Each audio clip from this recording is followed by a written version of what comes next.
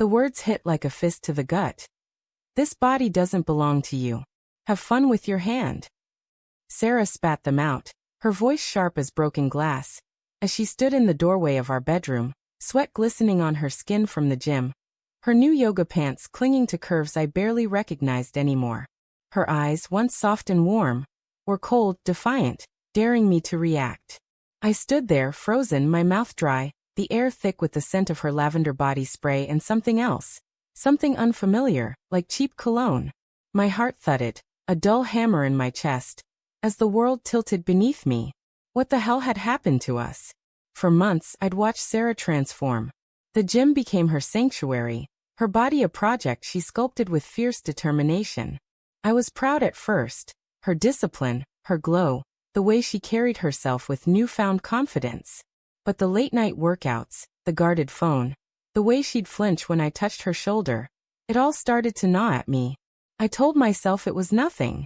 She was just stressed, reinventing herself after a decade of marriage, 2 kids, and a life that had settled into routine.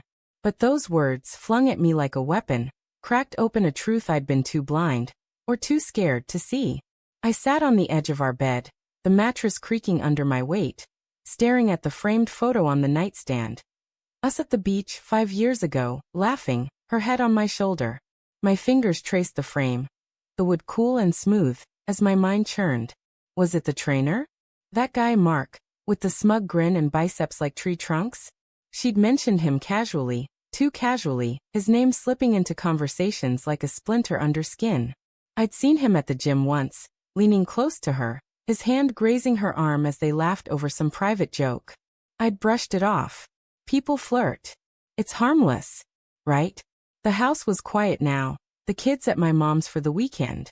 I wandered downstairs, the hardwood cold under my bare feet, and poured a whiskey, the amber liquid catching the dim light of the kitchen. My phone buzzed on the counter, a notification from Sarah's fitness app. She'd logged another workout, her 3rd today. Who works out at 10 p.m.? The question lodged in my throat, bitter as the drink. I opened the app, her profile public, her progress meticulously tracked. Leg day with Mark. Feeling unstoppable. My stomach twisted. I scrolled further, finding comments from him. Killing it, girl. With a fire emoji. Can't wait to see you crush it tomorrow. My grip tightened, the phone's edges biting into my palm. I didn't want to be that guy.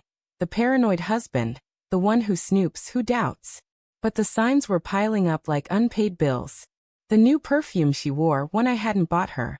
The way she'd started locking her phone, claiming it was for privacy. The late nights she'd come home, her hair damp from a shower at the gym, her smile too bright, too forced.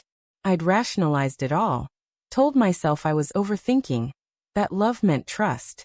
But trust is a fragile thing, and hers was slipping through my fingers like sand. The next morning, I woke to the smell of coffee and the sound of her humming in the kitchen. She was making pancakes, her hair pulled back, wearing my old college sweatshirt like nothing had happened. "Morning, babe," she said, her tone light, almost playful. I searched her face for guilt, for a crack in the mask, but she just smiled, flipping a pancake with a flick of her wrist. The normalcy felt like a lie, a scene from a play we were both pretending to believe. "You okay?" she asked, her brow furrowing, and I nodded, my throat tight. I wanted to confront her, to demand answers, but the words stuck, heavy and useless. Instead, I watched her. Every move, every glance. She left her phone on the counter while she showered, and the temptation burned. I stood there, heart pounding, the device glowing like a forbidden fruit. I picked it up, her passcode unchanged from our anniversary date. My thumb hovered over the Messages app, guilt clawing at me. This wasn't me. I wasn't a snoop. But her words echoed, "This body doesn't belong to you." And I pressed the icon. The thread with Mark was at the top. My eyes scanned the messages, each one a dagger. "Missed you at the gym last night. You look so good in those leggings. When can we meet again?" My breath caught as I scrolled further, finding a photo, a selfie of them, her head tilted against his, both smiling, the gym's neon lights in the background.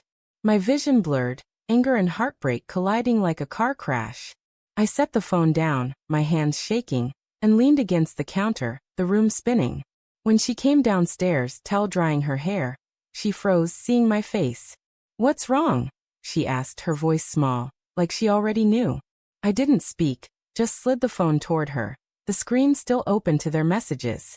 Her eyes widened, then narrowed, her lips parting as if to explain, but no words came. The silence was deafening, thicker than the tension that had been building for weeks. "Say something," I finally whispered, my voice raw. She swallowed, her hands twisting the towel. "It's not what you think," she said, but the words sounded hollow, rehearsed. He's been helping me. That's all." I laughed, a bitter sound that startled us both. "Helping you? Is that what you call it?" My voice rose, cracking. "You told me I don't own you, Sarah. So who does?" "Him." Her face crumpled, tears welling, but I couldn't tell if they were from guilt or anger.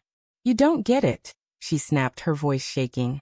"I've been invisible for years, Jake. To you, to everyone. He saw me. He made me feel alive again." Her confession hit like a slap, the truth laid bare. I wanted to scream, to break something, but all I could do was stare at the woman I thought I knew. Her words rewriting our history. The fight that followed was a blur, accusations, tears, her pleading that it was just emotional, that she never meant to hurt me. But the damage was done. I saw the betrayal in every moment I'd ignored. The late nights, the locked phone, the way she'd pull away from my touch. I thought of our kids, of the life we'd built, and the weight of it all crushed me. That night, I slept on the couch, the house too quiet, the air heavy with the ghost of her words. In the morning, I found a note on the kitchen counter, her handwriting shaky. "I'm sorry. I need time to figure this out. I love you, but I don't know who I am anymore." She was gone, her car missing from the driveway, her gym bag nowhere in sight. I stood there, the note trembling in my hand, and something broke inside me. Not just heartbreak, but a realization. She'd betrayed me, yes, but I'd betrayed her too. In my complacency, my failure to see her fading. The truth wasn't simple, wasn't black and white. It was a mess of love, neglect, and choices we'd both made. I crumpled the note, my chest tight, and looked out the window at the empty street, wondering if we'd ever find our way back, or if we even should.